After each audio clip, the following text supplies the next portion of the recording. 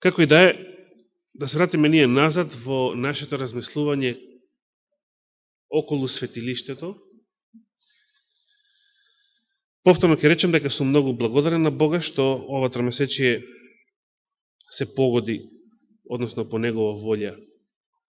За нас се погоди, а по Негова волја беше предвидено да има ваква тема. Многу се интересни следните две лекции и јас би ве повикал да го искористам овој момент посебно да обрнете внимание на нив. Значи, веднаш следната лекција, помирување, жртва за очистување. И таа после неја, значи за 2 саботи, каде што се зборува за самиот ден на помирувањето. Значи, би сакал со посебно внимание да ги проучите овие две теми, овие две наредни лекции. А сега вас ќе ве повикам да отворите на 28 страна од поуката, каде што се наоѓа символично оваа шема за тоа како изгледало светилиштето и што имало во него.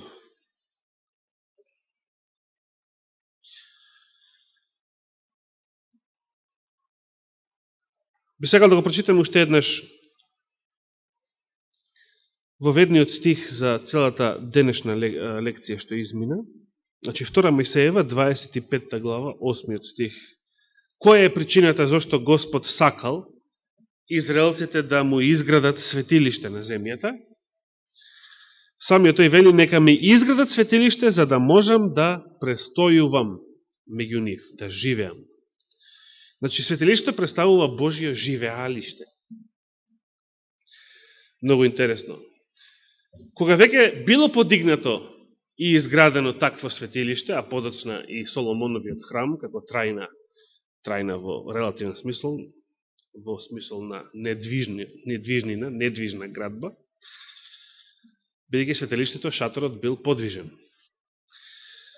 Сега да го поставим прашањето, кога веќе значи било изградено такво светилиште, каде живеел Бог во тоа светилиште? Кога веќе за таа цел било подигнато? Вие одговарате, и денеска го слушнахме тој одговор во библиската поука, дека Бог живеел во светињата на светињите. Многу интересно, што постојала подочно една библиска поука во Адвентичката црква на оваа тема, како што ние имаме денес ова тромесечие за светилиштето, во далечната 1890 година.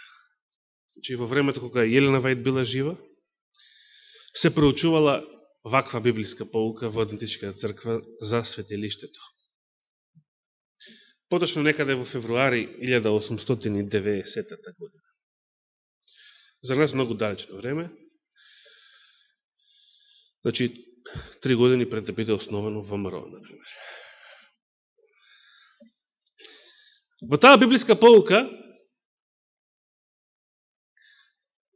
било поставено прашање кој елемент во земното светилиште го представувал Бога како седи на неговиот престол. Пазите, библиската поука, секоја библиска поука е нешто што го издава одделението за саботна школа на Генералната конференција. Значи, библиската поука е издание на Генералната конференција. Во библиската поука не може да се тврди нешто, а тоа да биде против ставовите на Генералната конференција. Че тоа не е некоја приватна книга, седнал Марк Финли или некој друг, си напишал книга, па се продава, па се преведува и така натаму. Туку се работи конкретно за издание на Генералната конференција. И нашата денешна библиска поука е таков случај. Како одговор на прашањето кој елемент во земното светилиште го представувал Бога како седи на неговиот престол, дадени ни се во тогашната библиска полука од времето на Елена Вајд, 2 стиха, кои што сега би сакал да ги прочитаме. Првиот се наоѓа во Евреите 9 глава, значи, онаа глава што ние минатиот месец ја проучувавме малку подетално, е наведена во тогашната библиска полука, 5 стих, Евреите 9.5. Тука се сеќавате, апостол Павле го пишува земното светилиште и службите во него. Да се подсетиме. Дали некој има желба да го прочита случајно? Повели Зорица, 5 стих.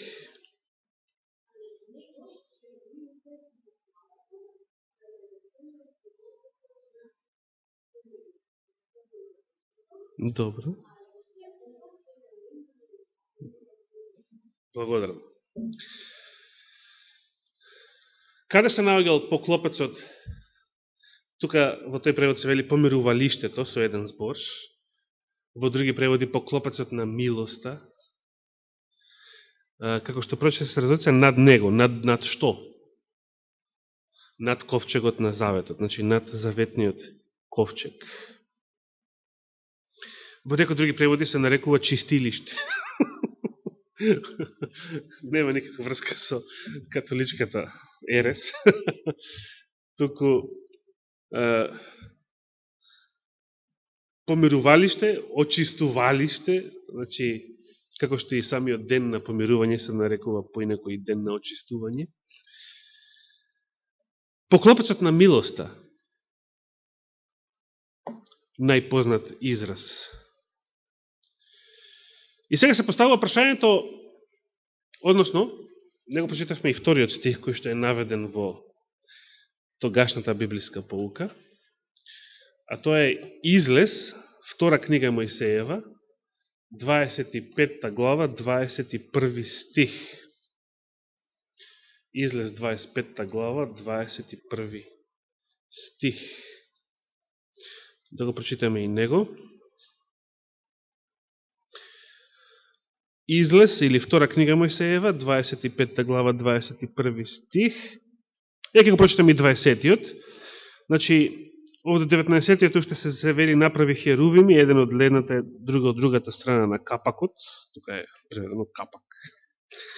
Многу просто. Подобро е поклопецот. Направи ги херувимите на обете страни од чистилиштето, е повторно чистилиште. Херувимите да бијат со крилата угоре, та со крилата да го засолнуваат капакот, поклопецот ќе речем, а со лицата свртени еден спроти друг. Лицата на херувимите нека бијат свртени кон чистилиштето, значи кон поклопецот на милоста. Потоа 21 стих вели, и стави го поклопецот од озгора врз ковчегот, а во ковчегот положи го заветот што ќе ти го дадам јас. Односно, што е тоа заветот? Плочите со 10 заповеди. И 22 стих што вели, и тука над поклопецот меѓу двата херувима кои ќе бијат над ковчегот на заветот, значи помеѓу двата херувима, на самиот поклопец на милоста, над ковчегот на заветот, ќе ти се јавувам тебе, вели Господ, и оттаму ќе ти зборувам тебе и за се ќе им заповедам преку тебе на синовите израелски. Каде живел, каде точно престојувал Господ во земното светилиште? Видливо преку неговата слава, наречена Шехина, над поклопецот на милоста, помеѓу двата херувима, над заветниот ковчег во кој што биле сохранети плочите со 10 Божји заповеди. Имаме еден друг текст, се наоѓа во Левитската книга, 16 глава. Левитска книга, 16 глава. Трета книга Мојсеева, поточно. Вториот стих.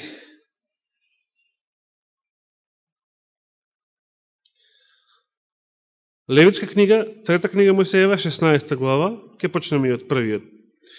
И му рече Господ на Мојсеја по смртта на двајцата Аронови синови, кога тие откако пренесува пред Господ, тук оган се мисли, умреа. И сега вториот. И му рече Господ на Мојсеја, кажи му на братот твој Арон, да не влегува во светилиштето зад завесата. Каде е тоа? Значи, зад завесата е во светињата на светињите. Во секое време пред очистилиштето, значи пред поклопецот на милоста, што е врз ковчегот, за да не умре.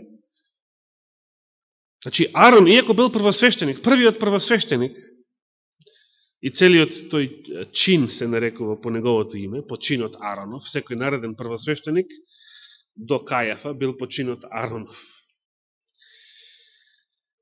Од левитското племе. Не требало во секое време да влегува во светињата на светињите, зад завесата, за да не умре. А од што ќе умре? Што има внатре во завесата, што е толку опасно по живот? Самиот Господ вели, затоа што, бидејќи јас ќе се јавувам над очистилиштето во облак. И знаеме, кога само смеел да влегува првосвещеникот таму, само на денот на помирувањето. И знаеме како и зошто. Значи, повторно, овој стих само е наведен како доказ каде Господ се јавува, каде конкретно, точно бил присутен во земното светилиште и подоцна во Соломоновиот храм. Се поставува едно прашање во библиската pouка 1890 година, зошто тоа очистилиште било наречено поклопец на милоста? Или како што кажав порано во англискиот превод, седиште на милоста. Самата библиска pouка од времето на Елена Вајд дава одговор на тоа прашање. Значи, затоа што ковчегот на заветот бил Божиот престол, поклопецот на милоста, поточно, бидејќи поклопецот на милост е само капак за ковчегот на заветот. Или затоа е наречен поклопец.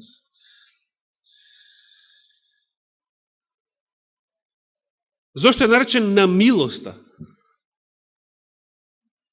Зошто самиот Божји престол во Новиот Завет е наречен престолот на благодатта, што значи исто, на милост. Одговор што се дава е следниот. Затоа што таму, значи бидејќи тоа е престолот Божји, таму престојува Бог, од таму се доделува милоста. Од таму каде што седи Бог, каде што се наоѓа Бог, видливо во својата слава, од таму се доделува милост. Значи, кога некој израелец во земното светилиште принесувал, да речеме, жртва за греф и се каал за својот греф, па потоа свештеникот, значи тоа се принесувало во дворот, во предворието на жртвениот олтар и така натаму, па се мачкале роговите на олтарот со таа крв и така натаму. Израелецот, кога тоа ќе го направил, добивал милост. Од каде ја добивал таа милост? Од Бог. Не од свештеникот, што бил таму заедно со него во дворот надвор, туку од Бог. Иако Бог не бил таму надвор, ниту во првото оделение во светињата, туку дури и во второто, светињата на светињите. Сепак милоста доаѓа од таму каде што е Бог. Вие денес од каде примате Божја милост? Каде се наоѓа Бог? Таму е и изворот на неговата милост, изворот на секоја сила, изворот на неговата благодат.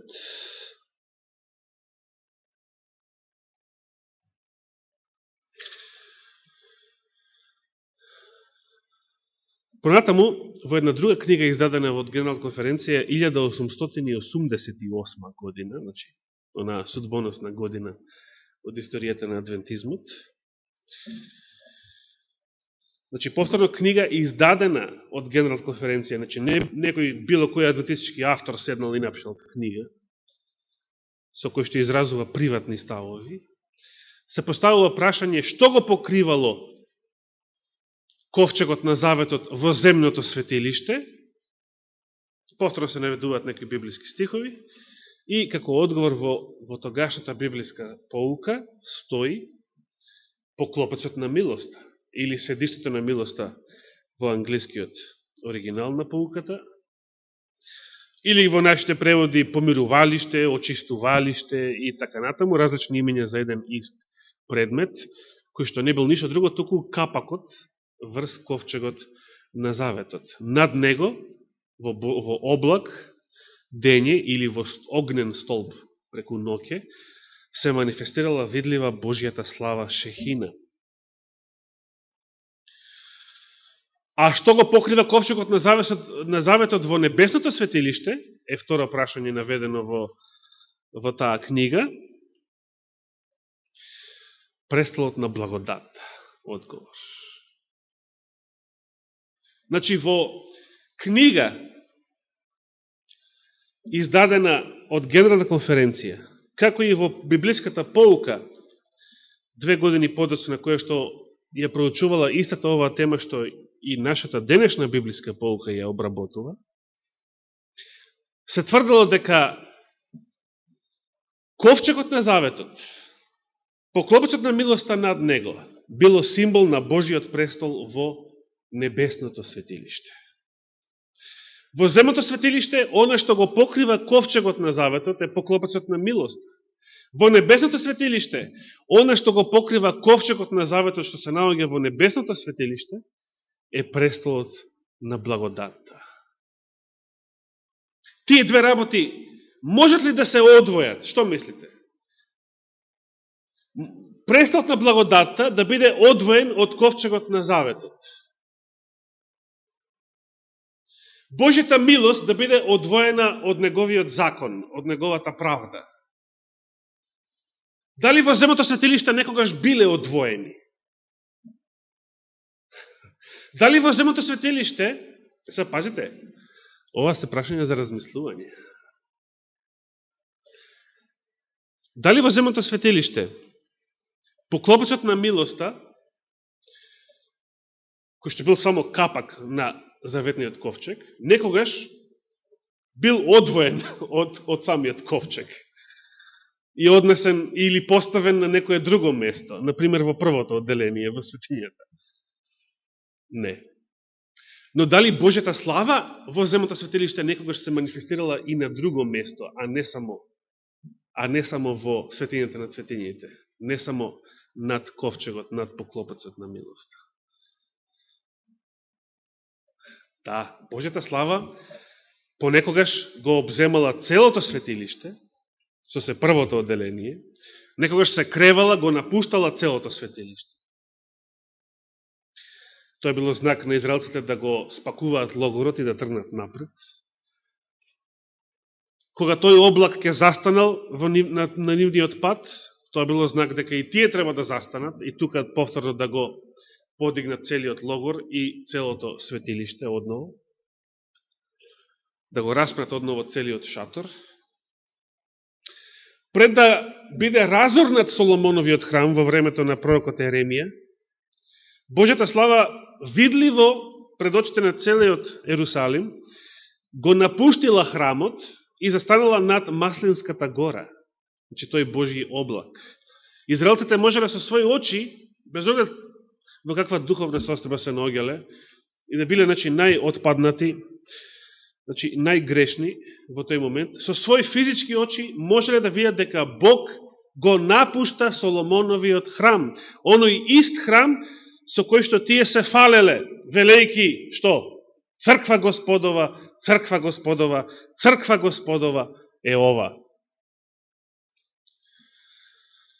Пророкот Еремија бил сметан за еретик, за богохулник, затоа што прорекувал дека овој храм ќе биде уништен. А тие во својата дрскост верувале дека како некогаш во времето на првосвещеникот Илија, во време на сличен отпад, дека храмот, светилиштето, Господ никогаш нема да дозволи да бидат уништени. Господ дозволил и филистејците, пагански раце, да го однесат ковчегот на заветот. Еремија ги подсетувал на тој настан своите современици, кои што и тие тврдоврато верувале дека Господ нема да го Нема да дозволи такво нешто да биде уништен неговиот свет храм во Ерусалим. Но кога Божјата слава ги напуштила и го напуштила храмот, тоа било сигнал дека Господ го напушта Израел, го напушта Ерусалим, затоа што израелците уште порано го напуштиле него и неговите патишта.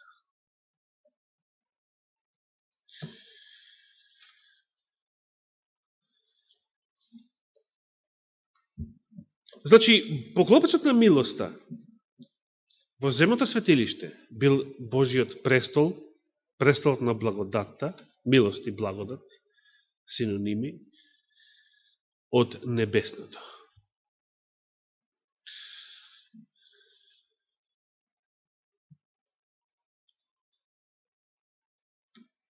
Сега ќе поставиме две прашања. Прво ќе отвориме повторно во посланието до евреите, ќе се подсетиме на стихот од 4 глава,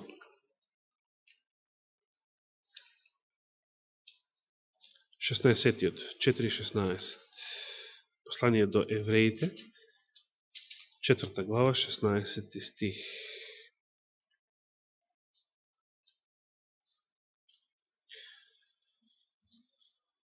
Дали го најдовте стихот? И така, слободно да пристапуваме кон престолот на благодатта, вели апостол Павле, за да примиме милост и да најдеме благодат за благовремена помош. Кога во Новиот Завет читаме за престолот на благодатта, од каде што се доделува или се прима милост, тогаш разбереме дека е тоа Божиот престол во небесното светилиште. Каде се наоѓал Божиот престол во небесното светилиште, кога апостол Павле ги пишувал овие зборови?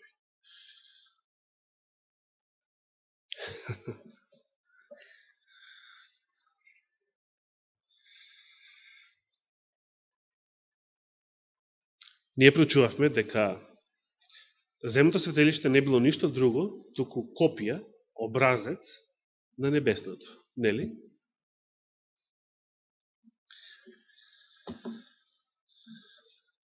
Тоа отвориме во Откровение, 4 глава. Се сеќавате на минатата сабота, го читавме овој текст. Во Откровение, 4 глава, апостол Јован дава приказ на небесното светилиште, односно само опишува што него му било покажано, небесниот престол, па таму се споменуваат и 7 огнени светила, или 7 светилника, кои што беа споменати уште во 1 глава, кои што горат пред престолот. На престолот седеше некој.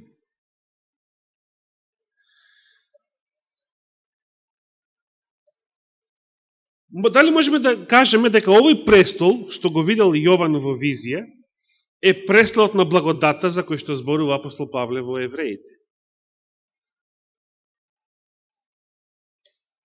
Значи, 4 глава Откровение, 2 стих. И веднаш бев обземен од духот, и ете на небото стоеше престол, и на престолот седеше некој. 5 стих. И од престолот излегуваа молњи, громови, гласови, а пред престолот гореа 7 огнени светила, кои се 7 Божии духови.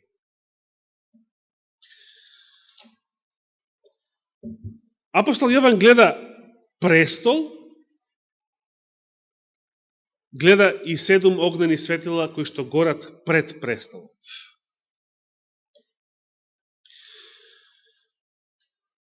Дали престолот што го гледа апостол Јован е исто што и престолот на благодатта? Што мислите? Дали е тоа Божиот престол што го гледа Јован? Па да! Божиот престол го гледа Јован. Каде се наоѓа Божиот престол? И Генерална конференција уште во времето на Елена Вајд тврдела, и вие денес кажавте во светињата на светињите, ковчегот на заветот бил символ на Божиот престол, поклопецот на милоста и така натаму.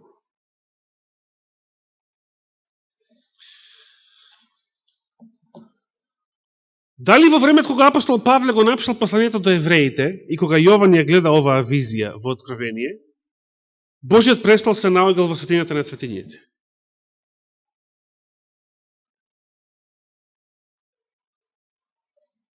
Или се наоѓал на друго место?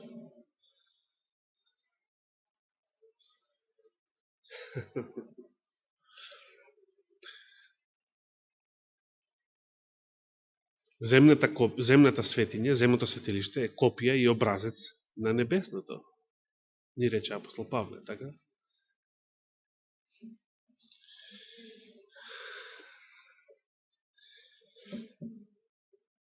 Како што рекав мијатата сабота, во големата борба, Елена Вајд тврди во поглавието што е светиње, дека во оваа визија, Откровение 4 глава, на апостол Јован му било прикажано првото одделение од небесното светилиште. На други места Елена Вајд кажува дека Божиот престол пред 1844 година се наоѓал во првото одделение. Ако ги читате сите нејзини визии од рани списи и целото учење на адвентизмот од 19. век наваму, ќе видите дека адвентизмот од секојаш проповедал дека Бог и Христос се наоѓале во првото одделение од небесното светилиште. Во 1844 година преминале во второто. Меѓутоа, Адвентичката црква од секогаш поучувала дека Божиот престол во небесното светилиште било символизирано со ковчегот на заветот во земното светилиште. Поклопецот на милоста врз ковчегот. И ние прашавме дали поклопецот на милоста некојаш бил одвоен од ковчегот. Дали Божијата, символично, дали Божијата милост некојаш била одвоена од неговата правда, од неговиот закон. Дали Бог седи на престол, чиј што темел не е Божиот закон. Тоа се поставува прашање, како е можно престолот да се наоѓал во првиот дел од небесното светилиште, во првото одделение, пред 1844 година, а ковчегот на заветот со Божиот закон да си бидат во второто одделение, како е можно Божиот престол, на кој што седеле и Отецот и Синот пред 19. век, да биле одвоени од Божиот закон, од ковчегот на заветот? Ако биле,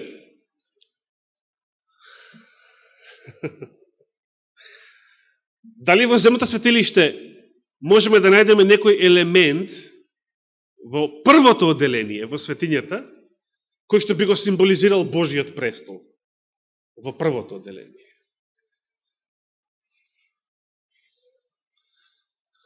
Ова се прашање за размислување.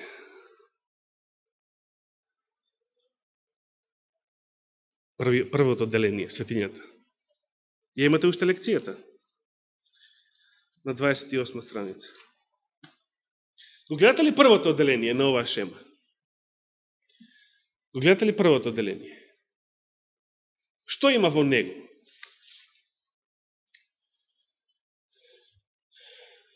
Значи, првото одделение е наречена светиња, значи баталите ги столбовите, тие беа на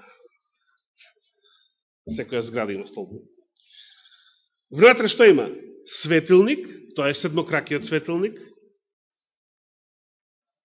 масата со лебови и што друго има? Каделниот олтар. Така? Дали било кој од овие елементи го означува Божиот престол?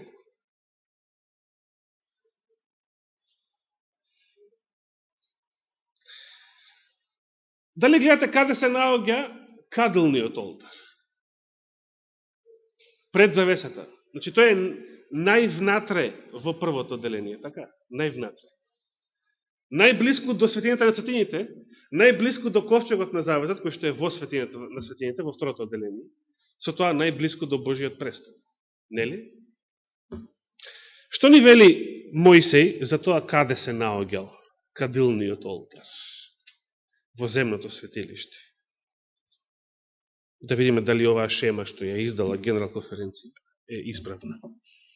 Дали во Библијата тоа го гледаме некаде. Да отвориме во Излез, втора книга Мојсеева,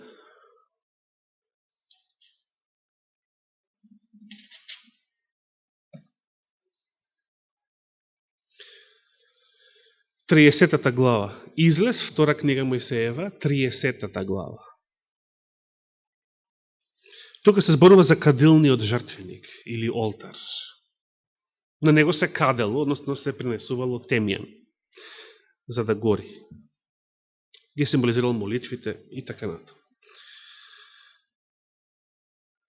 Каде се наоѓал според оваа глава, значи 2 Мојсеева 30 глава, кадилниот жртвеник или кадилниот олтар?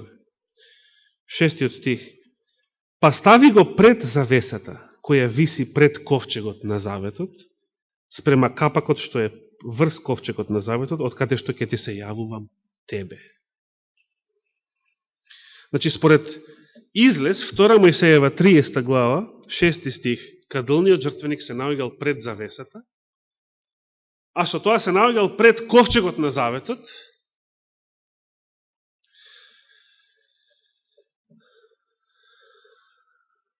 пред капакот што е врз ковчегот, од каде што ќе те се јавувам тебе, каде што се јавувал Бог, каде што седел Бог, како на свој престол. Нешто слично ни се кажува во 40-та глава. 40-та глава, 5 стих. Значи, Излез, втора книга Мојсеева, 40-та глава, 5 стих. Вели, постави го златниот жртвеник за кадење пред што? Пред ковчегот на заветот. И закачи завеса пред влезот во скинијата. Значи, каде се наоѓал ковчегот, златниот жртвеник или кадилниот олтар? Пред ковчегот на завесот, во 30-та глава, пред завесата, па со тоа и пред ковчегот и пред поклопецот, од каде што Господ му се јавувал на првосвещеникот и на Мојсеја. А што ни кажува Откровение? Каде се наоѓа кадилниот жртвеник или кадилниот олтар во небесното светилиште? Според Откровение. Каде тој се наоѓа? Ке отвориме во Откровение 8 глава. Откровение 8 глава.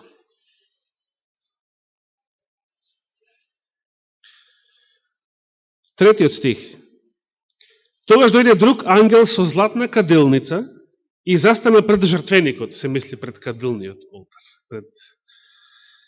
И му беше даден многу темјан, да со молитвите на сите свети да го постави на златниот жртвеник, значи на кадилниот олтар, кој што се наоѓа каде? Што беше пред престолот. Значи, во земното светилиште, каде бил кадилниот олтар? Пред завесата и се кажува пред ковчегот на заветот, пред поклопецот на милоста. И во 40-та глава од Излез, пред ковчегот на заветот. Во Новиот завет, во небесното светилиште, каде се наоѓа кадилниот олтар? Пред престолот. Значи, Јован во негово време, каде што го видел престолот и 7 огнени светила пред него, на што одговорал 7-кратниот светилник во земното светилиште,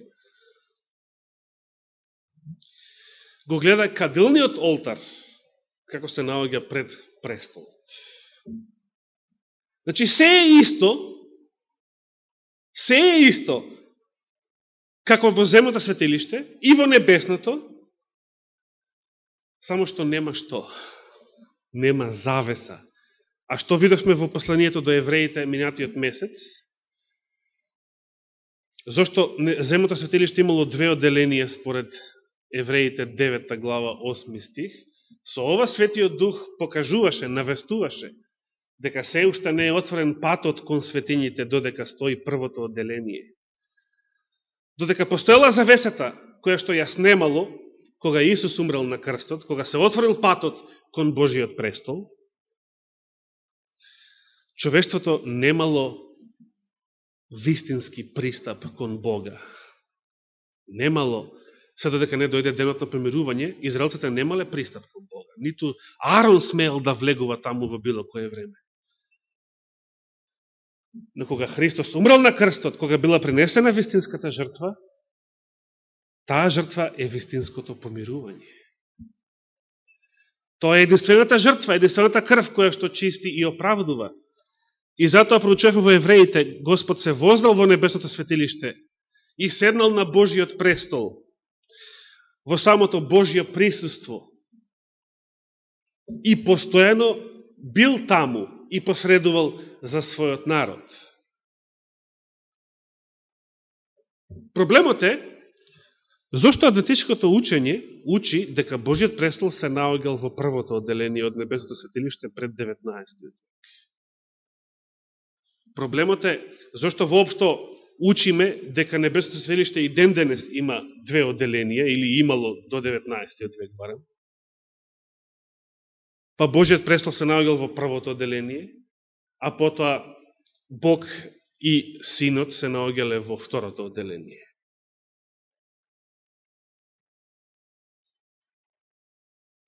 Тоа е прашање што би сакал да размислувате за него. Знаете зашто? Затоа што ова е битно прашање. Ако адвентистичкото учење за светилиштето не е точно, тогаш паѓа во вода целиот адвентизам. Мнозина теолози денеска во адвентизмот не веруваат ниту во 1844 година, ниту во Елена Вајт, само заради овие проблеми, кои што ја се обидов еве во неколку саботи да ги изнесам пред вас, за да размислувате за нив. Меѓутоа, тие и понатаму сакаат да си бидат адвентисти, и се адвентисти, и теолози, и дрмар, па да си зборат за Христовата љубов, за Христа, па како не сакаат да зборат за антихристот, како наводно само за Христа сакаат да зборат. Меѓутоа, без оглед какви титули имаат и колку факултети завршиле, апостол Павле би ги нарекол безумни. Безумни! Ако не верувате во адвентистичкото учење за светилиштето, во големата борба, во рани списи, тогаш, ако е адвентизмот погрешен, не треба да бидете адвентисти. Зборете се за Христа, за неговата љубов, за неговата милост, без да бидете адвентисти. Немојте понатаму да го лажете народот и да го повикувате да се крштава во адвентистичка црква, ако адвентистичкото учење за светилиштето е погрешно. Ако е воспротивност со Божијата реч. А прашањето што ние го поставуваме денес е, дали е навистина воспротивност со Божијата реч? Дали можеме да го усогласиме учењето за светилиштето, какво што го оформиле адвентистите на седмиот ден, и го подкрепила Елена Вајт и со своите визии дури, не само со своите зборови и книги? Дали можеме да го согласиме со Божијата реч, или тоа изгледа дека е воспротивност со Божијата реч? И јас ве охрабрувам да размислувате за овие прашања, бидејќи ако размислувате и ако ги проучувате подлабоко, ќе откриете работи кои што никогаш порано не сте ги знаеле. А кои што денешните проповедници и теолози нема да ви ги кажат. Никогаш исто така. Бидејќи тие сакаат само да ве забавуваат со приказни и бајки, колку да помине времето, да си земат плата и да се доживеат разни други забави и интересни моменти во адвентистичката црква. Исто така ви повикувам уште еднаш, проучувајте ги наредните две лекции со посебно внимание од библиската полука. За жртвата за помирување и за самиот ден на помирување. Нека му е фала и слава вечно. Амин.